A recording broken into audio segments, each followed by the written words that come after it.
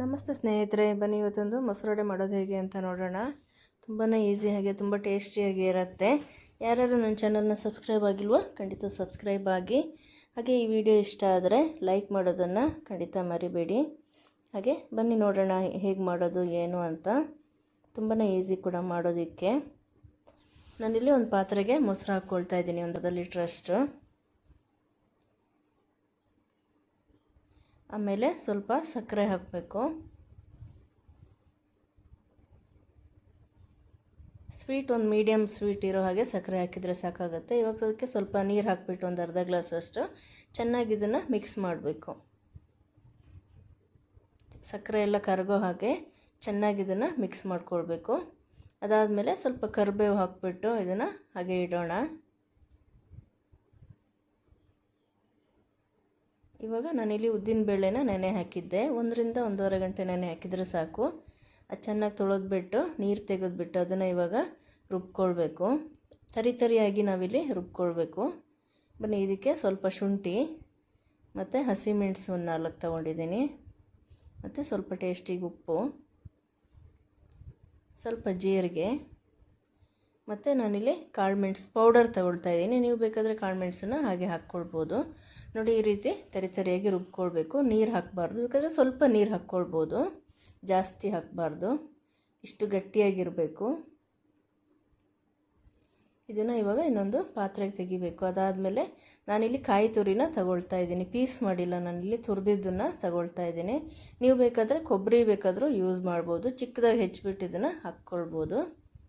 ಹಾಗೆಯೇ ಇದಕ್ಕೆ ಸ್ವಲ್ಪ ಈನೋ ಹಾಕ್ತಾ ಇದ್ದೀನಿ. ನಾನಿಲ್ಲಿ ಸೋಡಾ ಏನೋ ಮಿಕ್ಸ್ ಮಾಡ್ತಾ ಇಲ್ಲ.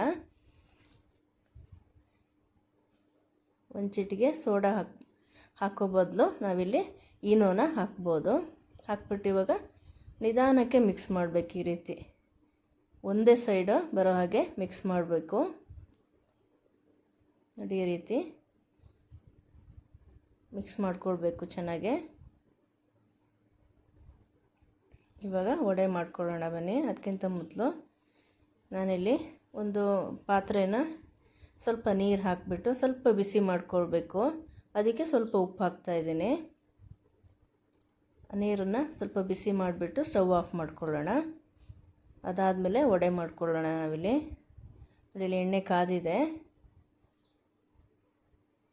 ಅದು ಹಿಟ್ಟು ಕೈಗೆ ಅಂಟುತ್ತೆ, ಅದಕ್ಕೋಸ್ಕರ ಸ್ವಲ್ಪ ನೀರನ್ನು ಅದ್ಬಿಟ್ಟು ಅದಾದಮೇಲೆ ವಡೆನ ನಾವು ಈ ರೀತಿ ಮಾಡ್ಕೊಳ್ಬೇಕು. ನಿಮ್ಗೆ ಈ ರೀತಿ ಮಾಡೋದಕ್ಕೆ ಬಂದಿಲ್ಲ ಅಂದ್ರೆ ಹಾಗೆ ಸ್ಪೂನಲ್ಲಿ ತೆಗೆದುಬಿಟ್ಟು ಕೂಡ ಹಾಗೆ ಕೂಡ ಹಾಕ್ಬೋದು, ಏನೂ ಆಗಲ್ಲ. ನಿಮ್ಗೆ ಹೇಗಾಗುತ್ತೆ, ಹೇಗೆ ಬರುತ್ತೆ ಆ ರೀತಿ ಮಾಡ್ಕೊಳ್ಬೋದು. ಇದನ್ನು ಮೀಡಿಯಮ್ ಫ್ಲೇಮಲ್ಲಿ ಇಟ್ಬಿಟ್ಟು ಸ್ವಲ್ಪ ಗೋಲ್ಡನ್ ಕಲರ್ ಬರೋವರೆಗೂ ಫ್ರೈ ಮಾಡ್ಕೊಳ್ಳೋಣ.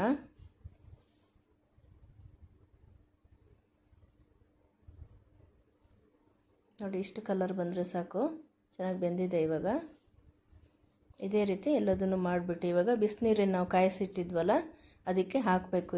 ಇದನ್ನು ಹಾಕಿಬಿಟ್ಟು ಒಂದು 2 ರಿಂದ 3 ನಿಮಿಷ ಹಾಗೇ ಬಿಡಬೇಕು ಅದರಲ್ಲಿ.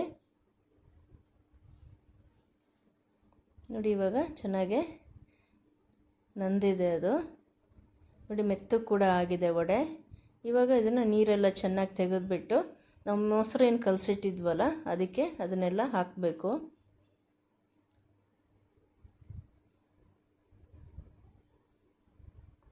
ಅದೇ ರೀತಿ ಎಲ್ಲದನ್ನು ತೆಗೆದು ಹಾಕಿಬಿಟ್ಟು ನೋಡಿ, ಇವಾಗ ಚೆನ್ನಾಗಿ ಇದನ್ನೆಲ್ಲ ಅದ್ದುಬಿಟ್ಟಿದ್ರನ್ನು ಒಂದು ಅರ್ಧ ಗಂಟೆ ಇದನ್ನು ಫ್ರಿಜ್ಜಲ್ಲಿ ಇಡಬೇಕು ನಾವು. ನೋಡಿ, ಎಷ್ಟು ಈಸಿಯಾಗಿ ಮಾಡ್ಬೋದು. ಟೇಸ್ಟ್ ಕೂಡ ತುಂಬಾ ಚೆನ್ನಾಗಿರುತ್ತೆ. ಖಂಡಿತ ಒಂದು ಸಲ ಮನೇಲಿ ಇದನ್ನು ಟ್ರೈ ಮಾಡಿ. ಹಾಗೆ ಯಾರ್ಯಾರಿಗೆ ಈ ವಿಡಿಯೋ ಇಷ್ಟ ಆಯಿತು ಲೈಕ್ ಮಾಡಿ. ಹಾಗೆ ಮನೇಲಿ ಒಂದು ಸಲ ಟ್ರೈ ಮಾಡಿಬಿಟ್ಟು ಹೇಗಿತ್ತು ಏನೋ ಅನ್ನೋದನ್ನು ಕಮೆಂಟ್ ಮಾಡೋದನ್ನು ಮರಿಬೇಡಿ. ಹಾಗೆ ಯಾರ್ಯಾರು ನನ್ನ ಚಾನಲ್ನ ಸಬ್ಸ್ಕ್ರೈಬ್ ಆಗಿಲ್ವೋ ಖಂಡಿತ ಸಬ್ಸ್ಕ್ರೈಬ್ ಆಗಿ. ನಿಮಗೆ ನಾನು ಹಾಕೋ ನೆಕ್ಸ್ಟ್ ಎಲ್ಲ ವೀಡಿಯೋಗಳನ್ನು ನೋಟಿಫಿಕೇಷನ್ ಬರುತ್ತೆ. ನೀವು ಕೂಡ ಹೊಸ ಹೊಸ ರೆಸಿಪಿಗಳನ್ನ ಮನೇಲಿ ಟ್ರೈ ಮಾಡ್ಬೋದು. ಲಾಸ್ಟಿಗೆ ನೀವು ಸರ್ವ್ ಮಾಡಬೇಕಾದ್ರೆ ನೀವು ಏನು ಬೇಕಾದರೂ ಹಾಕ್ಕೊಳ್ಬೋದು. ನಾನಿಲ್ಲಿ ಕ್ಯಾರೆಟು, ಸ್ವಲ್ಪ ಕೊತ್ತಂಬರಿ ಸೊಪ್ಪು ಮತ್ತು ಸ್ವಲ್ಪ ಮಿಕ್ಸ್ಚರ್ ಹಾಕ್ತಾಯಿದ್ದೀನಿ, ಖಾರ ಬುಂದಿ. ನೀವು ಅಥವಾ ಸೇವ್ ಅದೇನಾದ್ರು ಇದ್ದರೆ ಅದನ್ನು ಕೂಡ ಹಾಕಿಬಿಟ್ಟು ಸರ್ವ್ ಮಾಡ್ಬೋದು. ತುಂಬಾ ಟೇಸ್ಟಾಗಿರುತ್ತೆ. ಸ್ವಲ್ಪ ಸ್ವೀಟ್ ಇರುತ್ತೆ, ಹಾಗೆ ಕೋಲ್ಡ್ ಇರೋದ್ರಿಂದ ತುಂಬಾ ಇಷ್ಟ ಆಗುತ್ತೆ ಎಲ್ಲರಿಗೂ. Thank you.